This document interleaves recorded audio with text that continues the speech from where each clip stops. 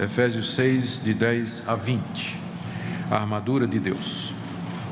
Quanto ao mais, sede fortalecidos no Senhor e na força do seu poder.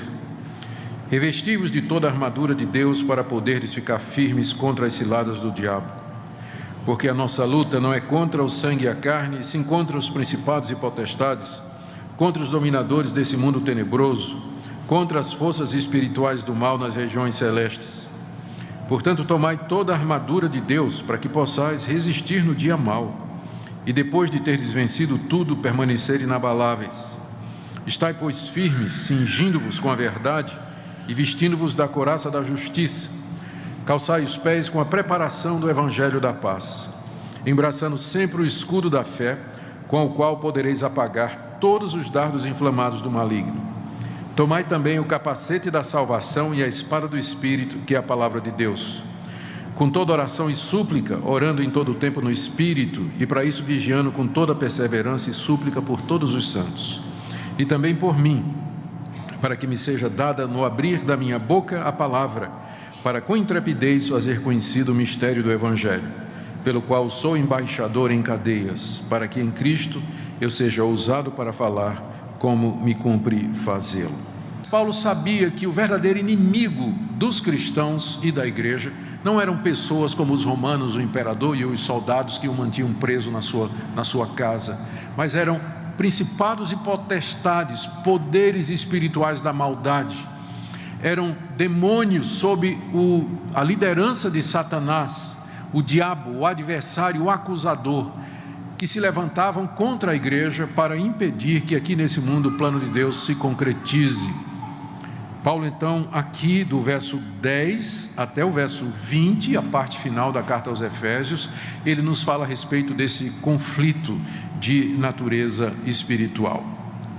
E ele nos diz que como um soldado se prepara para a batalha tomando a armadura, os cristãos também devem tomar a armadura que Deus provê para que possa enfrentar estes inimigos que são mais poderosos do que nós.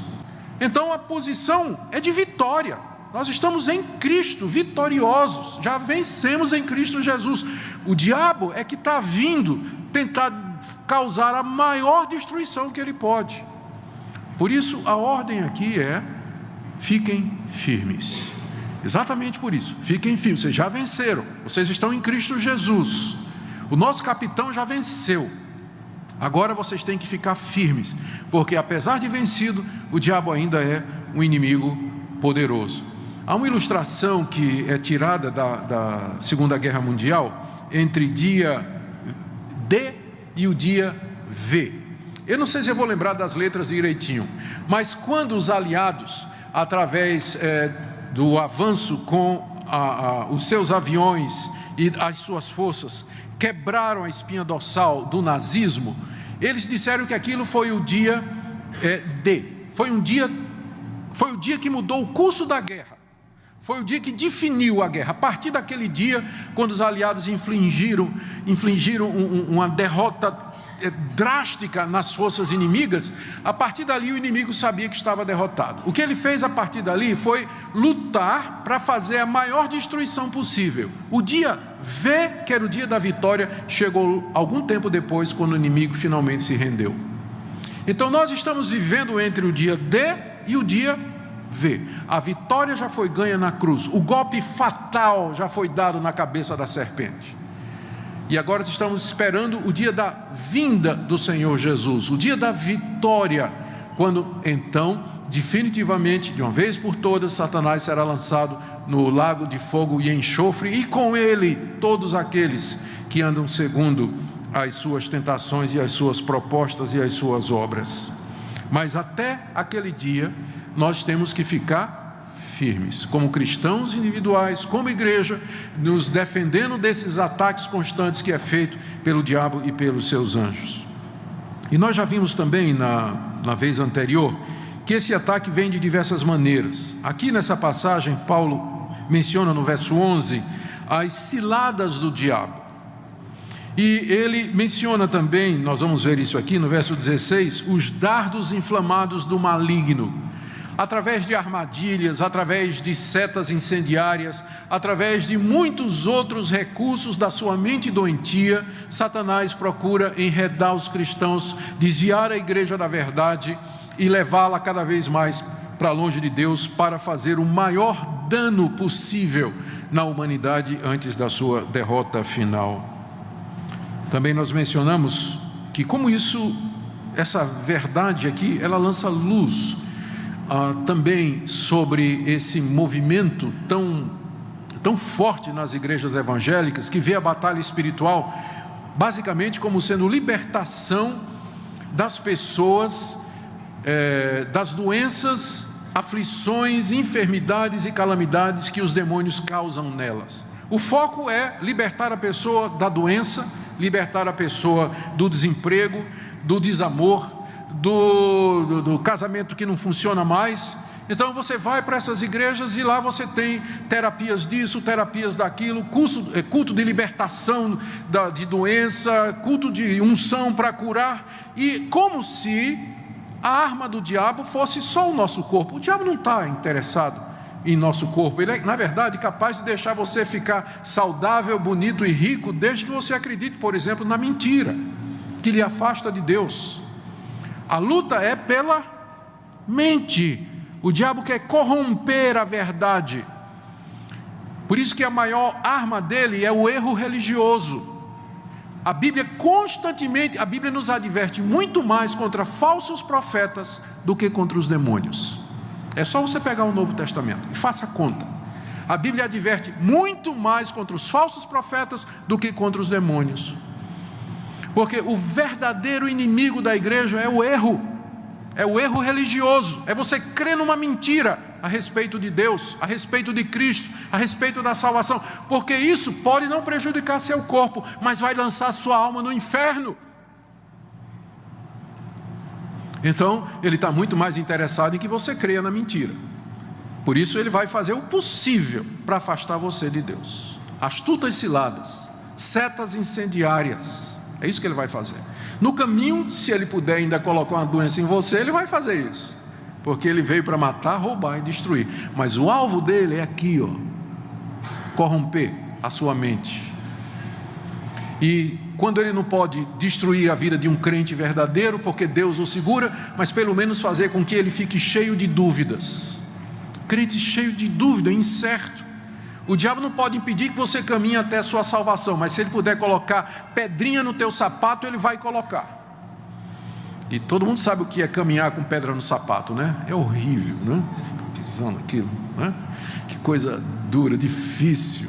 Então, ele pode não impedir que você caminhe até a salvação eterna dada por Cristo Jesus, mas o que ele puder fazer para atrasar você, fazer com que essa jornada seja dura, cansativa, para que você seja uma pessoa que seja um tropeço para você e para outros, ele vai fazer isso. Ele vai fazer. Essa é a luta, e é por isso a ordem: fiquem firmes, porque o inimigo vem, ele vem mesmo. E ele não vem, ele não vai aparecer na sua frente assim, né? Como ele é pintado como ele é pintado aí na imaginação popular, né? Aquele diabão de vermelho com 2 chifres, um tridente, né? Ele não vai aparecer na sua frente assim. Claro que não. Ele vai, a Bíblia diz que ele se transfigura em anjo de luz. Se transfigura em anjo de luz.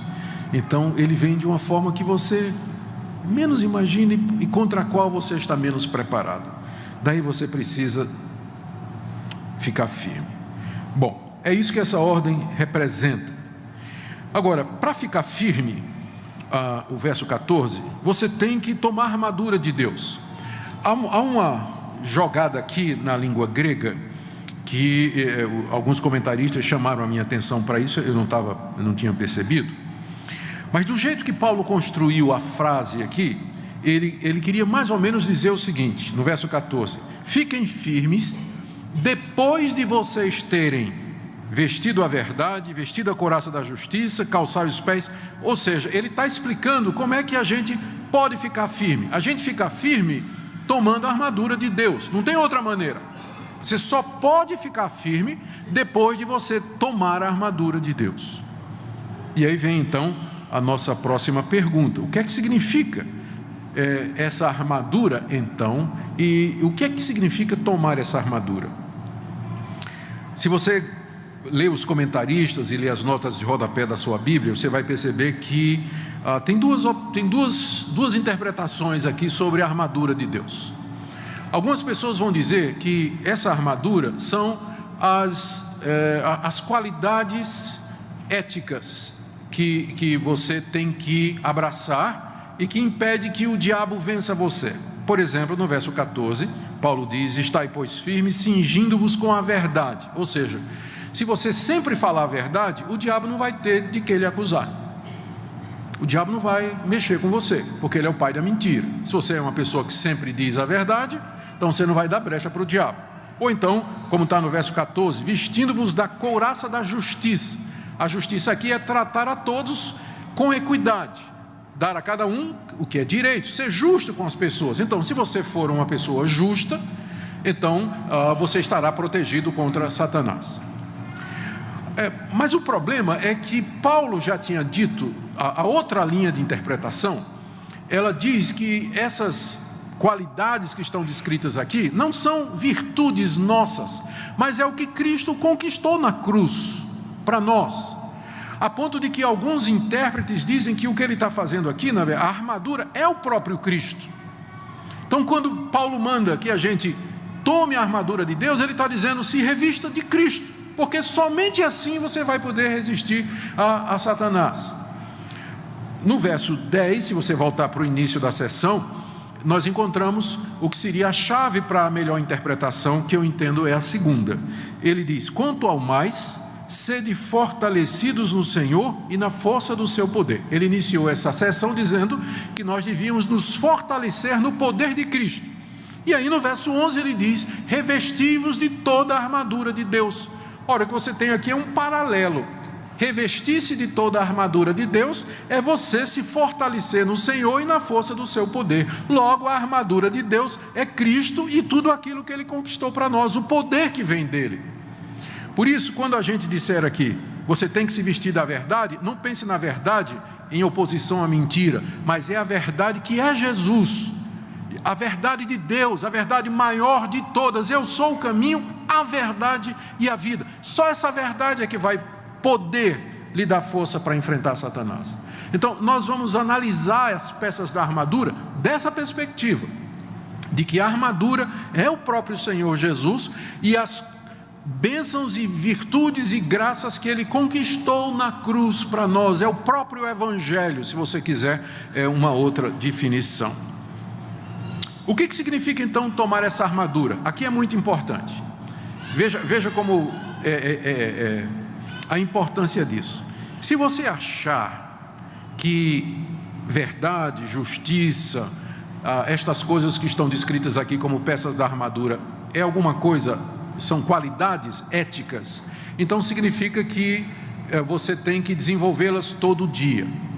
Mas se você pensar nelas como sendo o que Cristo já lhe deu na cruz do Calvário, então o que nós temos aqui diante de nós é o seguinte quadro: nós já temos essa armadura.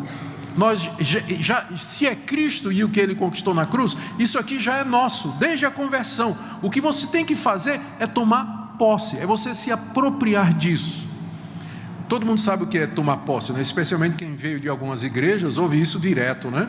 Tome posse, meu irmão, né? Pela fé, tome posse da vitória, tome posse da cruz, da cura, tome posse da prosperidade, tome posse daquele apartamento pela fé, daquela esposa, tome posse. Você já ouviu falar disso? Como eu sou presbiteriano, eu não posso falar muito, né? Nesse termo, não falar muito sobre tomar posse, mas eu vou falar hoje à noite.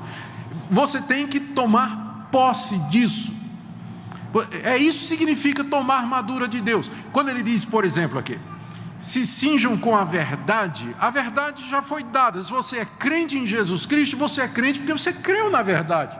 Só que você tem que se apoderar disso todo dia. Todo dia você tem que tomar posse disso em oração. Você vai ver que lá no fim, no verso 18, Paulo fecha a armadura dizendo que você toma essa armadura em oração. em oração. É a maneira pela qual você veste essa armadura diariamente.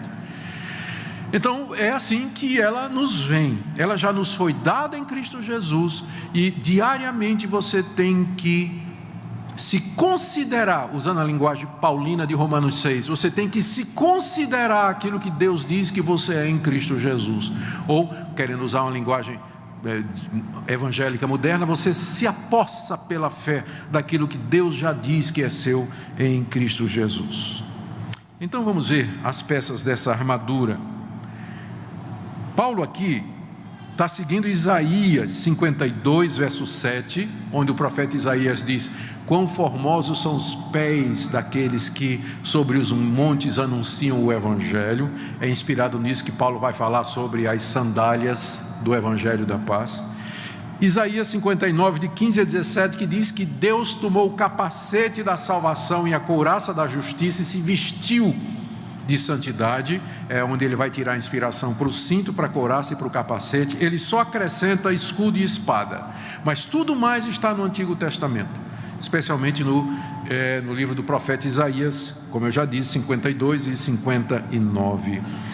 Vamos então ver cada uma dessas peças. A primeira que ele coloca aí, no verso 14, é a verdade. Nós temos que nos cingir, nos vestir da verdade, como ela se fosse um cinto. O cinto era a peça mais importante da armadura do soldado romano. Ele cobria toda essa parte do abdômen aqui, e era onde ele pendurava, ou era o suporte do restante da armadura. Era onde ele ia amarrar a couraça, era onde ele ia colocar a espada. Tudo era pendurado ou suportado pelo cinto. Então não é de estranhar que Paulo começa dizendo que a verdade é o cinto da armadura, ou seja, é daí que nós partimos, a verdade do Evangelho que Deus revelou. E de que maneira isso nos protege contra Satanás? É como eu disse, a arma maior do diabo é o erro religioso.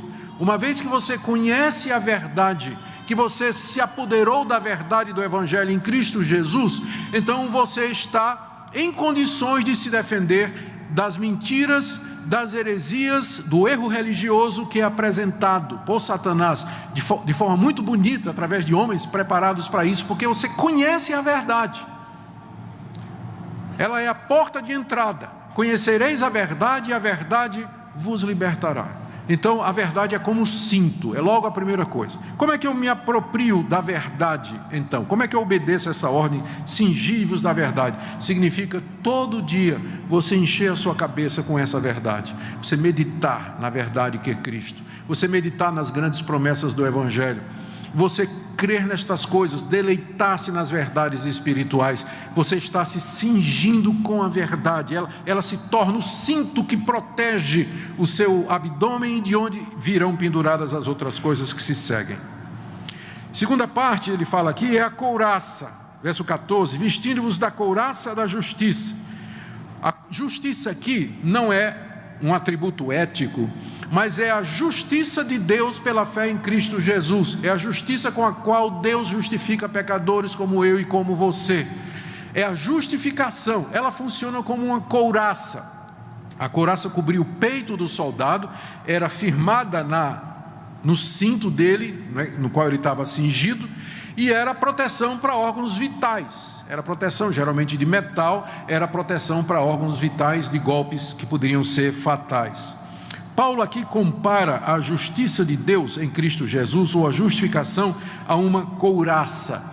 E a figura, essa comparação é muito perfeita, porque uma vez que você já foi justificado em Cristo Jesus, diariamente você tem que se lembrar disso. Eu vou dar um exemplo do próprio Paulo. Talvez o melhor comentário disso aqui é Romanos capítulo 8.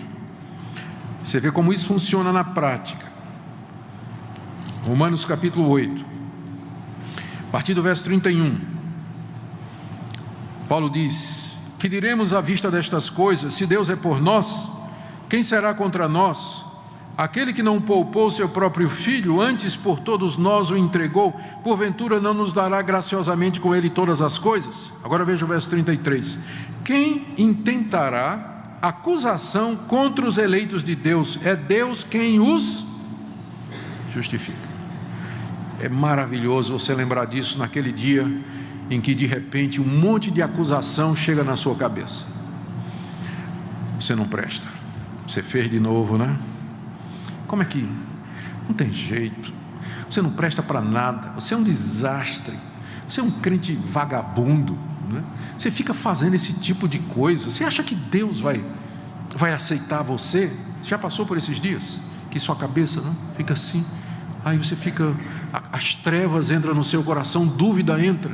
Sabe qual a resposta para isso aqui? A doutrina da justificação pela fé. Você vai dizer, é verdade, eu não presto nada, eu não valho nada, isso é verdade. Eu não valho a comida que eu como, nem o ar que eu respiro, isso é verdade. Eu sou um pecador miserável e fracassado, um crente sem vergonha, isso é verdade. Mas Deus me aceita não com base nos meus méritos, mas pela justiça de Cristo. Portanto, quem me condenará? Porque a minha justiça não é minha, mas é do Filho de Deus que na cruz do Calvário se entregou por mim, que cumpriu a lei de Deus de maneira perfeita, que ofereceu um sacrifício perfeito pelos meus pecados. É assim que você toma a justiça como uma couraça para se defender dos ataques do diabo, do acusador, da sua própria consciência. É você lembrar disso. Quanto a gente sofre com culpa. Eu não estou dizendo que é uma coisa ruim, mas eu estou falando da culpa ruim, da culpa errada. A culpa verdadeira é boa, porque ela vai levar você ao arrependimento. Se você pecou, é bom que você se sinta culpado. Espero que sim. Se você não se sentir culpado, alguma coisa está errada. Se você pecou, né? O ser crente é isso, é você não conseguir pecar sem sentir culpa. Faça esse teste. Se você consegue pecar e não tem culpa, provavelmente não é crente. Agora, se você não consegue desfrutar o fruto do seu pecado, porque sua consciência fica pesando, é um sinal de que você é crente, tá? Porque você está sentindo culpa. Mas acontece que há uma culpa que vai além do que é justo, que já vira acusação, e que não vem do Espírito Santo. O Espírito Santo nos convence do pecado, do juízo da justiça, sem dúvida. Mas Satanás, ele quer nos levar a sentir derrotados e destruídos e sem perdão, para nos desanimar.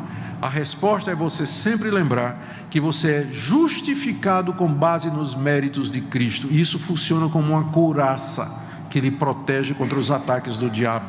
Se você lembra disso. E isso significa diariamente, em oração, você dar graças a Deus pela obra redentora de Cristo Jesus. Diariamente você lembrar disso.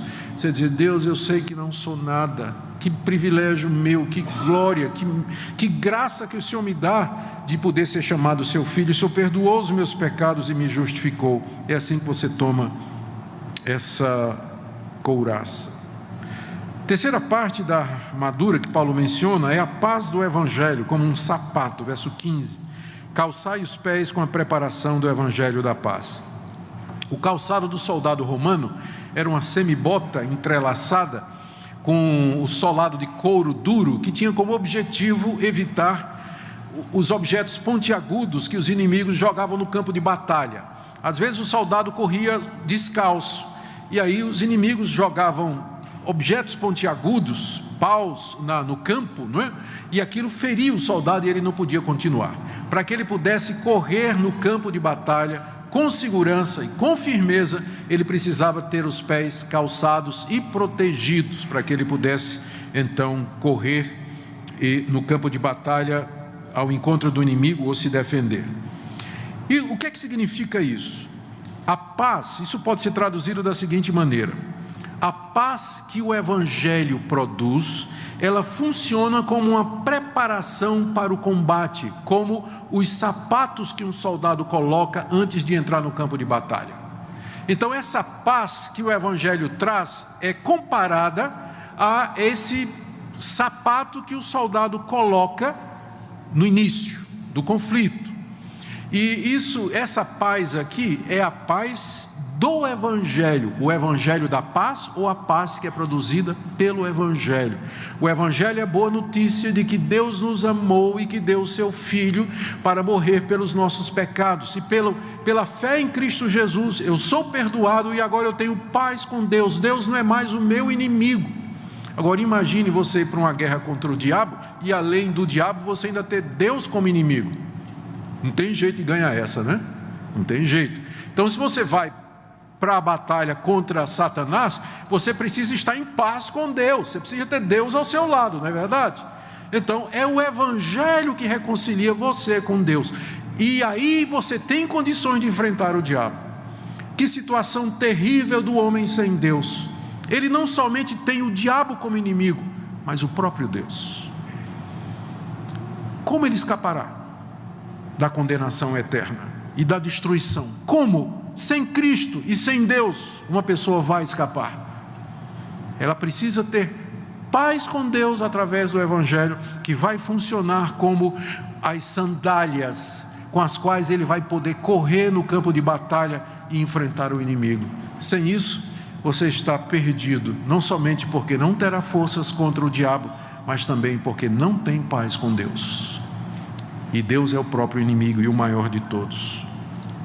Quarta peça que Paulo descreve aqui é a fé em Cristo como escudo. Veja aí o verso 16: embraçando sempre o escudo da fé, com o qual podereis apagar todos os dardos inflamados do maligno. O escudo que Paulo se refere aqui é um escudo quadrado, que é muito popular nos filmes de Hollywood, quando mostra a legião romana fazendo aquelas manobras, né? O soldado com aqueles escudos quadrados, aí eles se juntam um ao outro, fica parecendo uma tartaruga, né? Não passa nada, e aí eles vão avançando. Havia um escudo menor, redondo, que era mais para o combate corpo a corpo, mas o escudo que Paulo está falando aqui, a palavra escudo aqui vem da palavra porta no grego, ou seja, aquele obstáculo quadradão que não deixa você entrar. É aquele escudo. E esse escudo, ele era às vezes feito de uma dupla folha de madeira para impedir.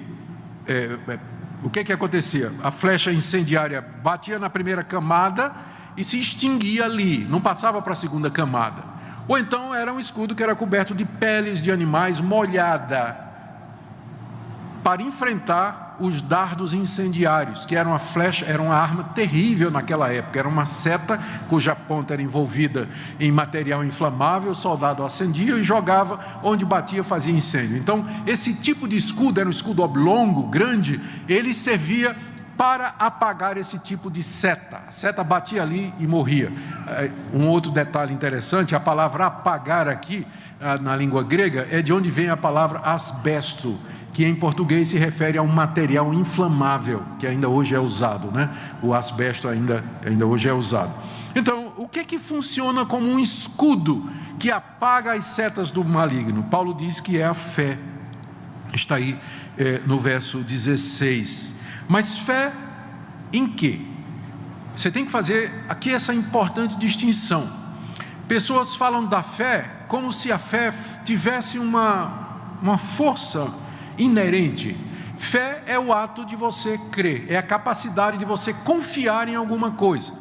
Mas o que vai fazer a diferença não é o fato de que você crê, mas naquilo em que você crê. Por exemplo, se você crê numa mentira, você vai para o inferno mesmo tendo fé. Não é verdade? Se você creu numa mentira, então você vai ser condenado, porque o que salva não é o fato de que você tem fé, mas aquilo em que você crê. Quem salva é Cristo. E se você tiver fé em Cristo, você será salvo. Se você tiver fé nos santos, ou nos ídolos, ou nos deuses pagãos, ou em nada, você vai para o inferno, porque nenhuma dessas coisas salva. Quem lhe salva é Jesus Cristo. Então quando ele diz a fé funciona como escudo, é a fé no Senhor Jesus, no Evangelho, na verdade. Como é que eu me revisto disso? Diariamente eu tenho que exercitar a minha fé. Paulo, em outro lugar, em Romanos, capítulo 10, ele diz que a fé vem pelo ouvir a palavra de Deus. E mais uma vez nós voltamos para aquilo que dissemos desde o começo. Como é que eu me revisto das peças dessa armadura? Todo dia em oração, gastando tempo com Deus, lendo a sua palavra, meditando na palavra, enchendo a minha mente da sua palavra, vendo as grandes promessas. Quando você faz isso, a fé brota. Tem gente que fica dizendo assim, mas puxa, eu não tenho fé, minha fé é tão pequenininha. Aí geralmente a pergunta que eu faço é o seguinte: você lê a Bíblia todo dia? Não. Então, né? Mas sua fé é como um músculo, né? Você tem que exercitar, que senão vai ficar atrofiado. E o que desperta a fé não são objetos, né, como algumas igrejas de libertação dizem aí, mas é a palavra de Deus que desperta a fé. Por isso você precisa todo dia gastar tempo em oração para tomar a armadura de Deus, e à medida que você faz isso, a fé ela cresce, a confiança em Cristo, fé que vai lhe dar coragem, que vai lhe dar ousadia, que vai lhe dar confiança. Tomai também o capacete da salvação. O capacete, geralmente feito de couro e peças de metal, protegia a cabeça, parte importante. Se o soldado fosse ferido na cabeça, já era. Então o capacete representa a salvação que nos é dada em Cristo Jesus. Como é que eu me aproprio disso diariamente? Talvez estamos falando aqui de certeza da salvação. Certeza da salvação. Todo dia. Certeza da salvação. A salvação já me foi dada em Cristo Jesus, mas você tem certeza dela? Porque crentes incertos e inseguros, eles são como soldados vacilantes, eles não sabem o que é que vão fazer, eles não têm coragem para prosseguir. Mas um crente que está seguro da sua salvação, ele é um soldado que está pronto para a batalha, ele é ousado, ele não teme nada, porque ele tem certeza. Falta certeza em muita gente. É possível uma pessoa ser crente de verdade e não ter certeza. Quais são as razões pelas quais um crente perde a certeza? A consciência ferida por algum pecado, né? Ela quer acreditar que é salva, mas aquele pecado na consciência fica me drenando, né? Sangrando a certeza. Ela diz: como é que eu posso ser salvo se eu estou com esse pecado na consciência? Né? Então isso pode acontecer. Segundo, por doutrina errada. Se, por exemplo, você acredita que a salvação se perde, que Deus lhe salvou em Cristo Jesus, Jesus morreu por você, derramou seu sangue por você, Cristo pagou uma cruz a sua culpa, o Espírito Santo regenerou você, você nasceu de novo, o Espírito Santo habita em você, você foi selado com o Espírito Santo, você recebeu a garantia do Espírito Santo e tudo mais, e perde a salvação. Então você não pode ter certeza, né? Você está salvo hoje e não está salvo amanhã. Então você nunca pode ter certeza da salvação se você acha que a salvação é uma coisa que se perde. A única base para você ter certeza da salvação é que Deus é imutável, e o que o propósito dele haverá de se cumprir, e que se ele lhe disse, e se ele lhe deu salvação em Cristo Jesus, ele não vai voltar atrás, ele vai lhe levantar, vai lhe trazer o arrependimento, você vai mudar de vida e você vai prosseguir até o fim, até o dia V, quando o Senhor Jesus voltar. Mas um crente que está seguro, outra coisa que o crente pode abalar na salvação é exatamente Satanás. Satanás ataca o crente nisso, e às vezes vem a opressão, vem trevas, vem confusão na cabeça, a incredulidade cresce no coração do crente, e ele fica sem saber direito, né? Ele duvida até mesmo da Bíblia, da existência de Deus e das coisas em que ele acredita, ele fica questionando isso aí. Então crentes que não têm certeza da salvação, eles se tornam instáveis, eles se tornam como que um soldado vacilante no meio de uma batalha, que pode trazer dificuldades para os outros que precisam avançar e precisam do apoio dele, precisam do suporte dele, da ajuda dele, mas ele está lutando com ele mesmo e, portanto, ele não tem essa condição de se engajar. Mas aqui, então, a certeza da salvação, ela funciona como um capacete que protege a nossa cabeça. Não é interessante, não é? A cabeça, a mente, é ali que a batalha é travada, e é ali que o diabo vai atacar, exatamente para tirar você da sua posição de segurança e tranquilidade. E mais uma vez, como é que eu tenho essa certeza de salvação? Diariamente na presença de Deus, sondando o meu coração, lembrando o que Ele fez por mim, lembrando da sua graça e da sua misericórdia e das suas promessas. Agora sim, em sexto lugar, a palavra de Deus como espada, final do verso 17, tomai a espada do Espírito, que é a palavra de Deus. Tem dois tipos de espada que era usada pelo soldado romano. Uma era uma espada comprida, que não é a que Paulo menciona aqui, e a outra é uma mais curta, que era levada à cintura, e que o soldado usava no corpo a corpo para defesa. Essa espada que Paulo menciona aqui. E ela representa a palavra de Deus. E Paulo está dizendo que quem usa essa palavra é o Espírito, não é isso? A espada do Espírito, ou seja, a espada que ele usa. Talvez a melhor ilustração para isso que Paulo está dizendo aqui é a tentação de Jesus no deserto.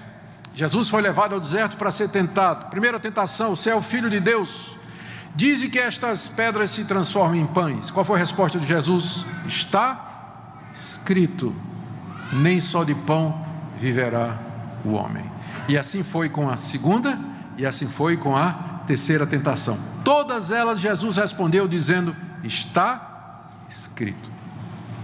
Isso significa a espada do Espírito, que é a palavra de Deus na guerra espiritual. Você responder às dúvidas, questionamentos, a mentira, as acusações e a culpa com está escrito. Agora, como é que você vai responder isso se você não conhece a Bíblia?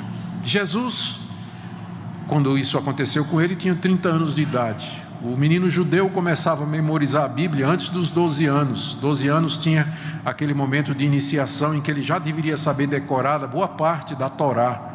Então Jesus conhecia, todas as citações são do livro de Deuteronômio. Então Jesus, alguns dizem que ele passou 40 dias no deserto meditando na palavra de Deus. Quando Satanás veio, ele estava pronto para responder. Então, está você no seu carro, o goiano fecha você. Aí vem a acusação.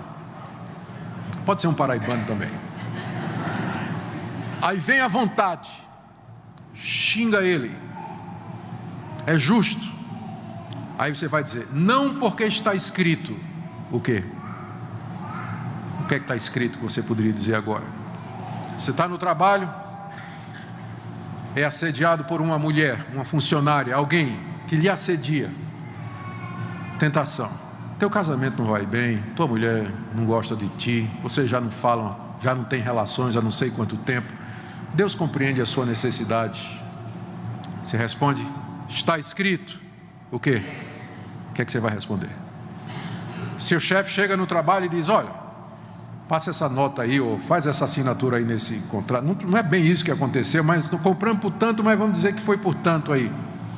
Não faz mal, né? Aí vem: é isso mesmo, senão você vai perder seu emprego, não é? Você tem que fazer isso que o chefe está mandando. Você responde dizendo: está escrito. Não farei, porque está escrito. O quê? Entende o que eu estou dizendo? Sabe por que muito crente cai? Porque ele não sabe onde está escrito, e ele não sabe o que está escrito, e na hora da necessidade ele não tem em que se agarrar, ele não tem argumento no seu coração, ele não tem argumento com que responder dia a dia, nas questões práticas, lembrar a palavra de Deus. A gente não diz que a Bíblia é como lâmpada para os nossos pés, luz para o nosso caminho. A gente não diz que ela é a espada do Espírito, é o martelo que despedaça a rocha, que é a única regra de fé e prática. Mas como é que isso funciona no dia a dia, na prática? Exatamente isso. Você tem que tomar a espada do Espírito, que é a palavra de Deus, para você poder rebater as acusações, as mentiras, as tentações que vêm todo dia na sua cabeça. Então é isso que significa, tomando a palavra de Deus como espada. Agora, fechando aqui, verso 18, Paulo diz: com toda oração e súplica, orando em todo o tempo no Espírito, para isso vigiando com toda perseverança e súplica por todos os santos. Eu queria sugerir que o verso 18 está ligado ao verso 13.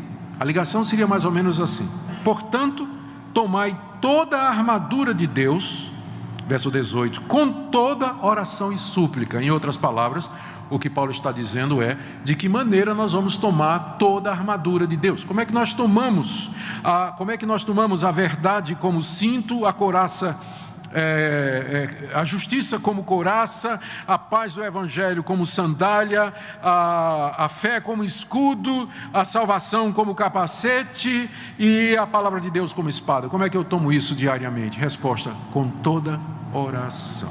Está aí, ó, o que ele diz no verso 18: com toda oração e súplica, orando em todo o tempo. Veja o que ele diz: toda oração e súplica quer dizer todo tipo de oração e súplica, porque aí isso envolve louvor, adoração, ação de graças, confissão, intercessão. Há vários tipos, muitos tipos de oração na Bíblia, com toda oração e súplica. É assim que eu visto a armadura de Deus. Veja mais, ele diz ainda: em todo tempo, no Espírito, é orar sem cessar. Irmãos, é importante que nós tenhamos momentos de oração, horários de oração. É bom, você devia, quando puder, participar dessas reuniões de oração que estão disponíveis na nossa igreja, em outros lugares também. Mas estas reuniões de oração, elas não substituem o dever que o crente tem de orar sempre, orando em todo o tempo. É orando no trânsito, é orando no trabalho, orando em casa, é orando na escola, orando na igreja. Em todo o tempo, uma vida constante de comunhão com Deus. Existe uma diferença que não é muito grande, é sutil, entre a oração e o espírito de oração. Um crente que tem espírito, ele vive numa atitude de oração o tempo todo. O coração dele está unido a Deus, no espírito de oração. Então qualquer coisa que acontece, na hora, ele tem uma palavra com Deus. Senhor, você ouviu isso? Senhor, eu não estou me sentindo bem aqui, o que é que eu respondo a isso aqui? Entende? Ele está em comunhão com Deus, está no WhatsApp lá, ele e Deus, sim, falando, está ligado, um com o outro, em espírito de oração. Ele passa o dia todo falando com Deus. Ele não tirou 15 minutos, meia hora, 1 hora para ler a Bíblia e orar e fazer, e daí esquece de Deus o resto do dia. Mas ele passa o dia todo orando em todo o tempo, no espírito. Pelo Espírito de Deus ele está em comunhão com Deus. Isso é uma atitude que é claro, estou dizendo, isso não impede, ao contrário, isso até estimula. Você vai sentir vontade de querer participar de reunião de oração, ir para reunião de oração, gastar tempo com Deus, com os irmãos. Isso aí é essencial também. Mas a base de tudo isso é você estar numa atitude de oração o tempo todo. O tempo todo. É interessante que a Bíblia não diz qual é o melhor horário de orar. Tem gente que acha que é de noite. Também a Bíblia não diz qual é o melhor lugar de orar. Tem gente que acha que é no alto do monte, né? Vendo o foguinho santo assim, brilhando ao redor. Tem gente que acha que é, sei lá em Jerusalém. Não, a Bíblia não diz onde é que é melhor orar e que o horário é melhor. A Bíblia diz que a gente tem que orar sem cessar, o dia todo, certo? E aí quando os irmãos resolvem se juntar, ou as irmãs, para orar num determinado dia, num determinado horário, vá, participe. Quanto mais oração, melhor, porque ele diz toda oração. E diz também aqui, olha, terceiro lugar, com toda perseverança. Perseverança é insistência, é não desistência, é você continuar orando. Ora hoje, ora amanhã, daqui a um ano, você vai orar o tempo todo, você persevera na oração, para que Deus lhe ouça. E diz também aqui no final do verso 18: e súplica por todos os santos.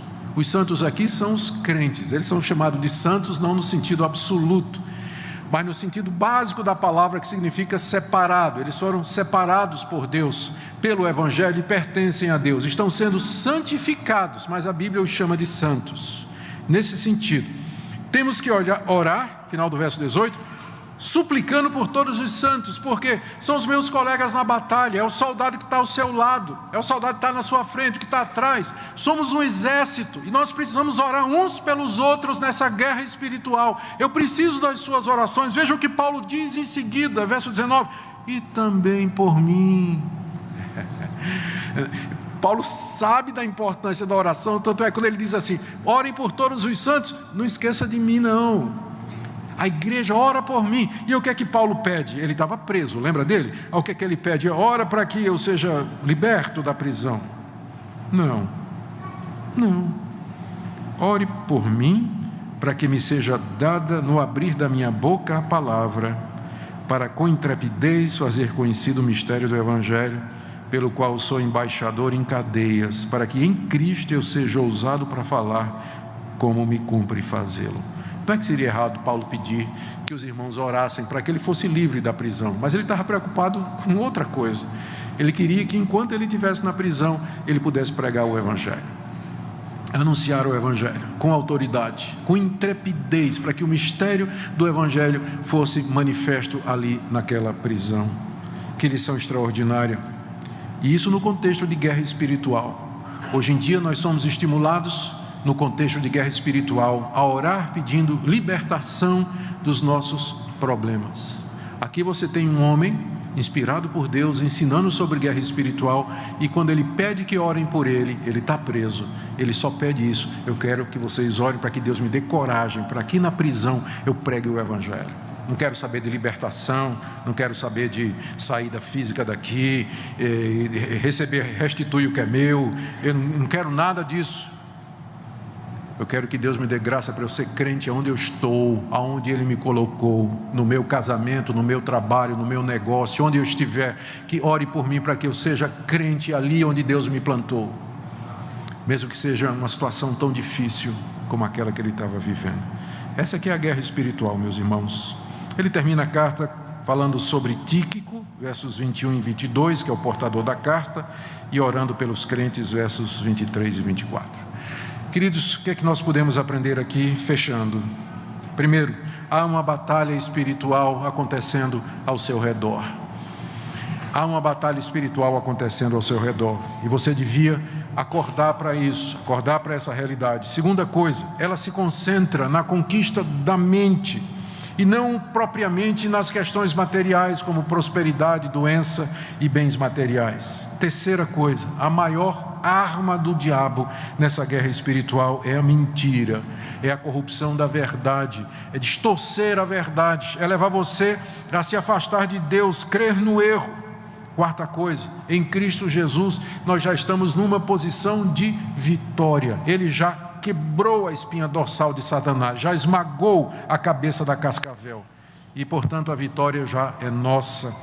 Enquanto nós esperamos a chegada do dia de Cristo, e com ele o novo céu e a nova terra onde habita a justiça, e o juízo final e a vida eterna, enquanto aguardamos, diariamente você tem que tomar a armadura de Deus em oração. Isso significa gastar tempo com Deus, gastar tempo em oração, meditação da palavra, encher a sua mente da palavra de Deus, se preocupar com as coisas espirituais, tirar tempo do seu dia a dia para vestir essa armadura, senão você estará vulnerável. Você pode até chegar lá, mas você vai mancando, você vai arrastado, você vai gemendo, você vai sofrendo, você vai sendo um peso para os outros, sofrendo infelicidades aqui nesse mundo.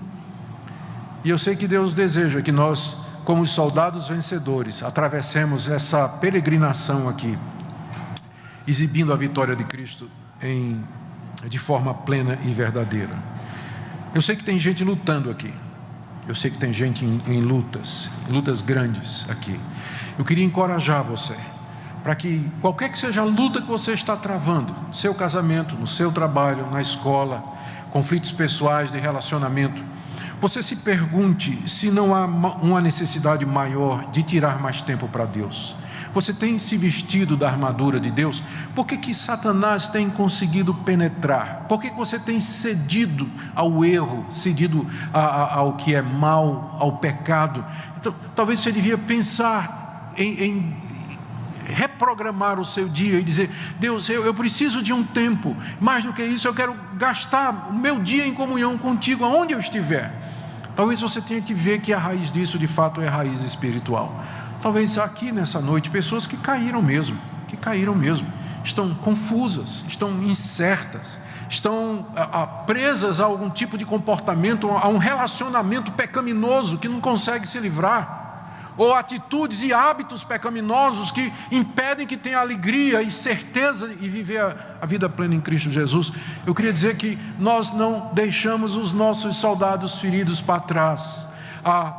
Deus em Cristo Jesus, Ele quer levantar o soldado ferido, curar as suas feridas e trazê-lo de volta para o ranking da batalha, para as fileiras, para outra vez combater o bom combate até aquele grande dia. E o caminho para isso é o arrependimento. É o arrependimento, é você se voltar para Deus, reconhecer que você falhou, que você errou, pedir perdão a Deus, aceitar esse perdão e tomar essa armadura de Deus e continuar firme. E talvez hoje à noite aqui haja alguma pessoa que ainda não entendeu o Evangelho de Cristo Jesus. Eu quero lhe fazer essa pergunta: como é que você vai enfrentar esses poderes? Como é que você vai enfrentar esses seres espirituais malignos? Como é que você vai vencer o pecado no seu coração? Como é que você vai vencer estas coisas que lhe escravizam e que tornam você, às vezes, que faz você sentir, eu sei que você se sente culpado, se sentir mal e você não sabe direito para onde ir. Como é que você vai vencer isso? E pior, hoje à noite você está ouvindo também que você está no estado de inimizade contra Deus. Deus não é seu amigo não, nesse sentido de que está tudo bem entre você e Deus. Não, só tem uma forma de você ficar em paz com Deus, é pelo arrependimento dos seus pecados e crer em Jesus. Senão não é só o diabo que você vai ter que enfrentar não, mas o Todo-Poderoso, Criador dos céus e da terra. E terrível coisa é cair nas mãos do Deus vivo. Você veio aqui hoje à noite para ouvir isso. Eu quero que você abra seu coração e que você medite nisso. Se Deus é por nós, quem será contra nós? Mas e se Deus for contra nós? Você precisa dessa paz que o Evangelho traz, reconciliação com Deus, para poder ficar firme e vencer as astutas ciladas do diabo e herdar a vida eterna. Amém?